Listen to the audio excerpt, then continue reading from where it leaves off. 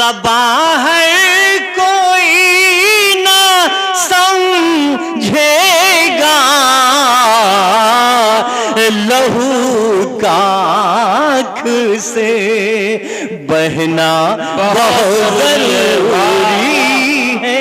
क्या कहने भाई जमील साहब, लहू का आँख से बहना बहुत जरूरी है। बस इसके दो शेर और सुन लें, है तो बहुत से अशार हैं इसमें, दो शेर पढ़ता हूँ, उसके बाद मैं इजाज़त चाहूँगा। अभी अजान नहीं हुई, पढ़ते रहे। अजान क्या ज़रूरी है अजान तक पढ़ा जाए?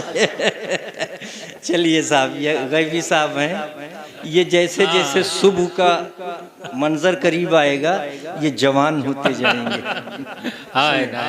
सुने अजान जी मोहब्बत। अब उस मकाम पे वाह हाजिर